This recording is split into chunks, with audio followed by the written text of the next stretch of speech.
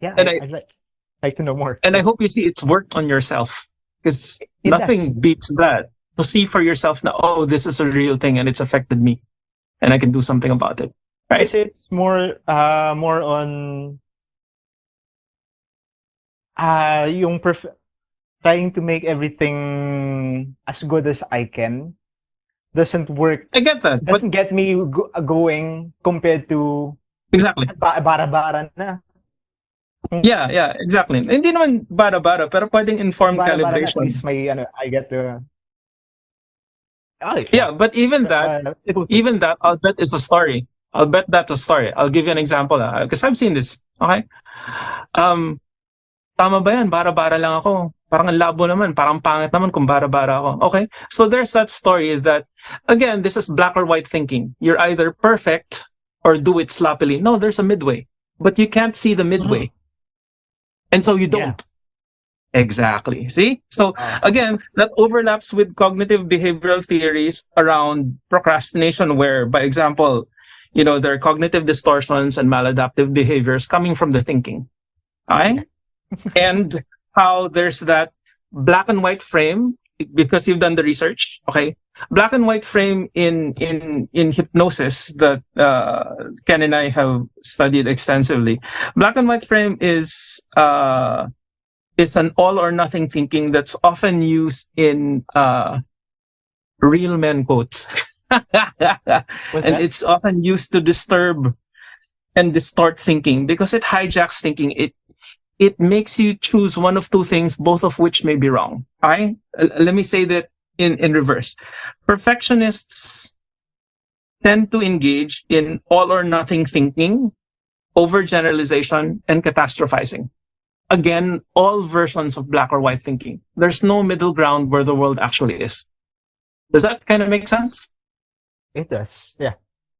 Yeah. And then you can extend that to, I don't know if you looked at it, but if you look at Jordan Peterson's favorite, because it's actually the best functional framework for personality, the Big Five, look heavily at over-conscientiousness, too high conscientiousness, quote unquote, and neuroticism.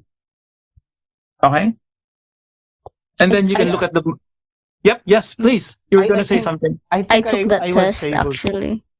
Yeah, I paid for that, yeah. Yeah, we could talk about that too. You got something useful from that one? That's such a useful test. Such a useful test. It is. Yeah, you were saying, Coco? Yeah, actually, kasi dati, to bridge the gap of yung research, I tried to look into perfectionism and yung Big Five. Pero yep. right now, yung the what I've been reviewing on sa thesis ko is yung narcissism. Okay, I get that. And yeah, talagang may ano sila, parang some perfectionists would try to make themselves look like altruistic just to improve their self-image. I get that. And there are functional versions of that and heavily dysfunctional versions of that. There are some people who are able to take it and make it work. Yeah, to take it and make it work. And then other people, it's just a horrible shit show. And then I don't know if you've looked at the motivational side. Was the approach-oriented or toward an avoidance-oriented perfectionism.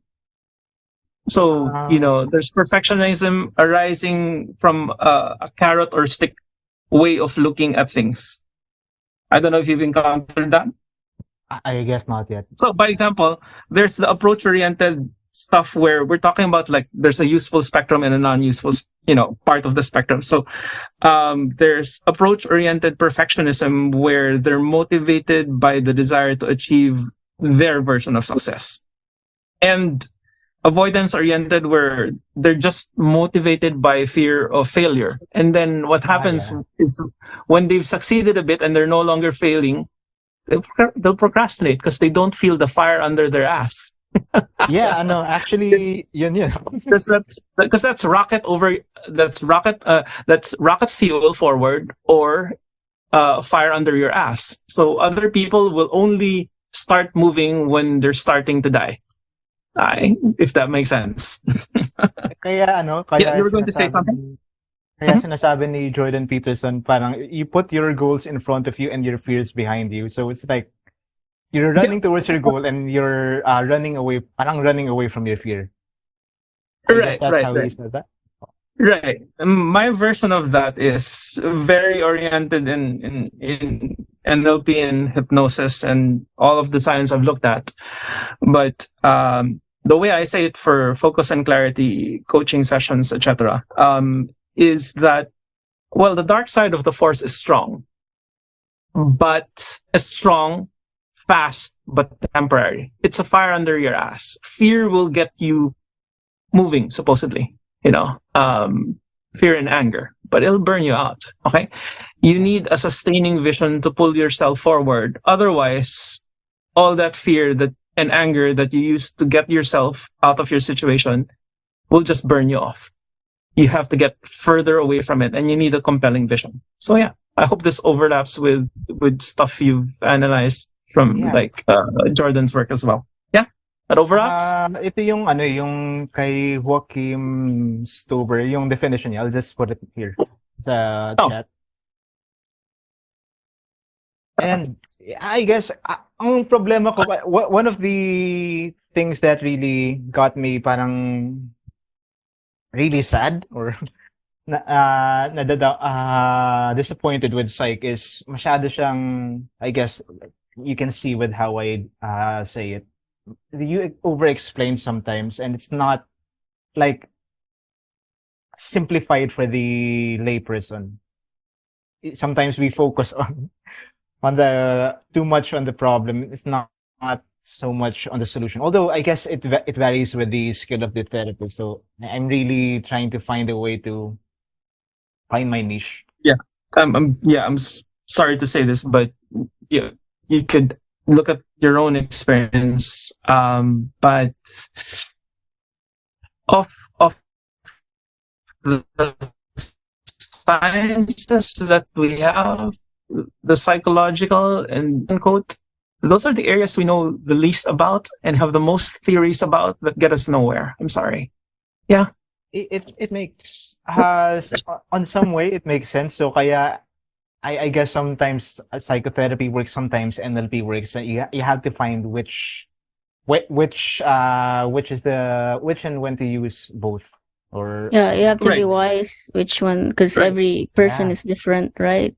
You can't prescribe the same thing because it can actually hurt if you're doing it wrong. Like you actually like push the person more, like you pressure the person more. Yeah. If you do it wrong, you're inflicting more. So you gotta be wise to know which one works with a person.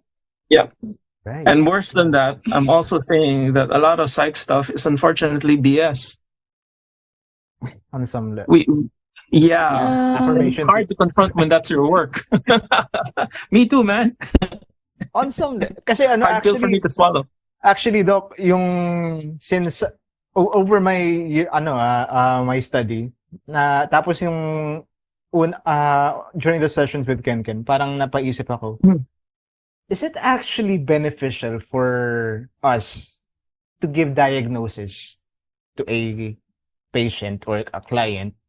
Kasi baka maging identity niya yun, and mas mahirapan pa tayo na i-address. Because I know someone na parang tinutulungan ko dati. Sabi niya, I'm so depressed. So what can you do about it? I'm depressed. Yun yung sagot niya sa what can you do about it? And we need to do more, I guess, for that. Yeah. So I'm thankful for this opportunity. I hear you. And you got to be careful not to make your diagnosis a sentence. Yeah. You got to be careful. Yeah. Some people are just desperately looking for something to hold on. So any label feels like it helps because they have a label, but sometimes their label becomes their ongoing identity story, and it's a mess. Kaya, One of the things I got from Ken, yung minsan ang tagal na nila sa psychotherapy tapos naisip, I guess that's from Ken's perspective, from Ken's side. So I want to know No, there's data for bakit that. There's bakit data for psychotherapy takes too long. bakit ganun? So why isn't it working? So there might be for some people siguro something that really clicks and I want to look into that. Yeah. So Yeah. for now, perfectionism muna yung tinitingnan ko. No, I got you. Do what you can from where you are with what you've got in the direction of where you want to go, is how I said it during one of the sessions. Alright? So I Hope guess that helps. last na, medyo Oh. napatagal na ako. One of the things that I think really will work, given just siguro one study is yung, although it sounds cheesy, yung you can practice self-compassion, pero yung genuine self-compassion yung talagang self-compassion that you're not just being kind to yourself, but yung genuinely kind na you eat right, you sleep right, you exercise right, Yep. you call yourself out on your bullshit. Yep. Sounds good. And everything else. Sounds good, man. But you take what you've said and you look at why it's so difficult for people who are mired in perfectionism. Because if you take like the work of Higgins, there's it's like perfection arises from the discrepancy between a triad of self-concepts. There's the actual self, the idealized self, and the I ought to self. And it causes such a personality multiplicity creating distortion. Okay, where they're struggling between three lines, towing them in different directions. Who they actually are, the idealized uber self, and the I ought to, I should do, and then socially cultured self. And so it's such a struggle when we have a very poor examination and awareness of who we actually are. And a lot of people don't, if you look at it, a lot of people can't even distinguish between their self-preferences and things which have been encultured into them, or what their dominant friends group actually calls them to do. Yeah. And they'll only find out when they're disconnected from the group. Oh, I actually didn't like that thing. I was just doing it because I was with the other people, you know? And then they lose themselves and they wonder why they're stuck. I hope that's making sense so far. What I found interesting about this is yung idealized self and I ought to self, pinagsama ko yan eh. So I was thinking, bakit, di ba it's one thing, tapos when I think about it, yeah, you can separate that pala. Kasi yung I ought to is just parang going to idealized eh. Pero yeah, it's kind of like where the bottleneck siguro before you reach your idealized self. I hear you. Another way to look at it, if you haven't explored it, is still fire under your ass and rocket. An ideal supposed self, except made to be unreachable. And that's where the danger is. And then a fire under your ass, I ought to, I should to, I must self. Does that kind of make sense? Yeah. One of the thing, I guess that explains why yung perfectionism and grit interestingly have a positive correlation. So, kung mataas ang perfectionism mo, mataas din ang grit mo, because what they found in this study is there are people who want to finish a task, try to or focus on finishing a task maski imposible siya. So the question, the item was designed to be impossible to accomplish, but people actually stay there for longer because of their grit, siguro. Okay. So, okay. What is to connect it to what you were saying, yung there are things that are designed to be parang unattainable idealized self. I guess that's what he said. So Yeah. So again, it's a spectrum. So I'm saying by example, there's a functional idealism, and then there's the over idealized ideal self that we can never ever attain. And then somewhere in between those two things is a compelling vision of the future. It may be impractical for now, but it gives us hope. And so why not? But the unattainable uber self, that might be a problem depending on the constitution of the person. Because if they take the unattainable uber self as an ideal, but they have negative emotions around it, I'll never, is the internal thinking, it'll crush them. So it's a matter of direction of where are all the what's the majority of you take the total of the emotions and what direction are they going into. You take a common example of that, people who do like idealized affirmations, but internally they're thinking, no, this is impossible, no, that's not me. And so the total direction of what shows up in their world is the exact opposite of what they're affirming for. Okay? It's funny. But there's that charge in the opposite direction. Yeah, you were going to say something? It's funny. Natatawa lang ako because I don't want to prolong this, but I want to have more discussions with you about this kasi ang daming intricacies nito. Sure. I'm only allowing this conversation because it does overlap with the content. Were it not, I would have taken you for a side story.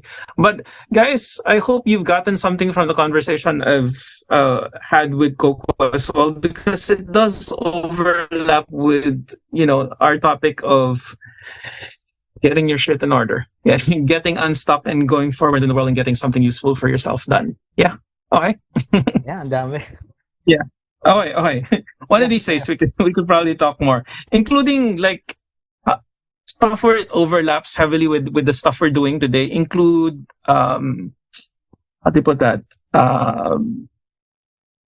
How it combines with stress and depression and anxiety and fear avoidance responses. There's a whole slew of stuff in there. And because of the nature of procrastination being emotional, there's a lot of overlap with that.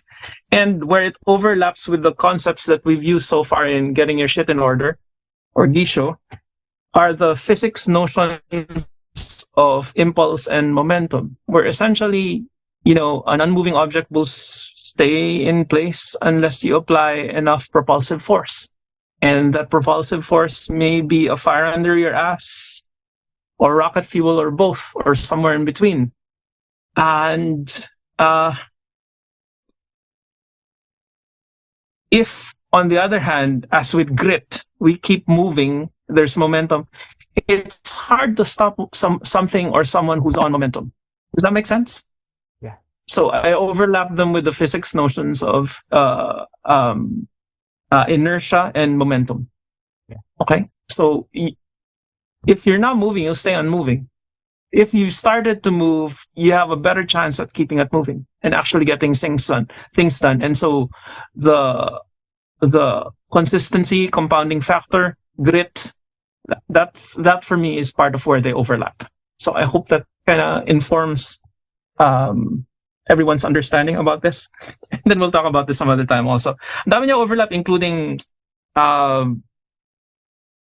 like cognitive behavioral techniques, mindfulness practices, strategies to reduce bad stories, self-criticism, and for developing kindness to self and others and self-compassion. Hope that makes sense. There's a lot of overlap there. Okay. Sana nakatulong din, Coco. Everybody else, can you speak up? Tell me what you got from that. Hang on, I'm answering a question.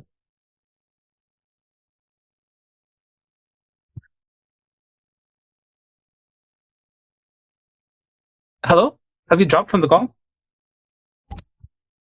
Still here though.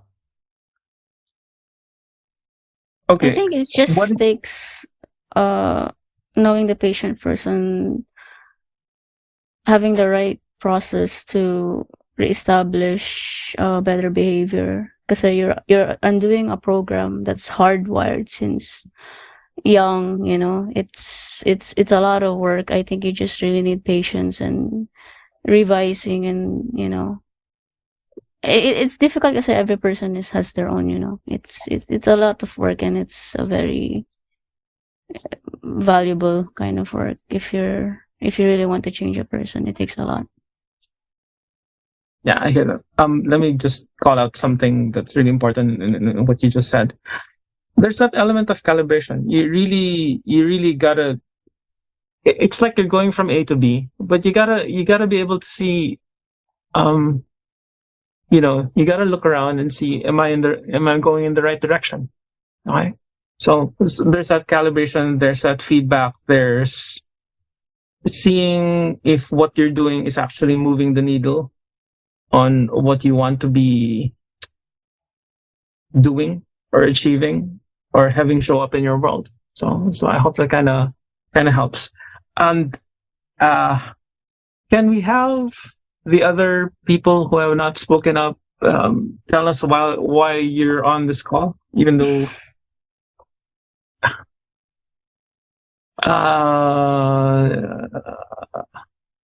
I saw a message, but hang on. Kyle from Tribe, I hate na I know what to do but I don't do it. Puro excuses for a plan and walang nangyayari. Well, there you go.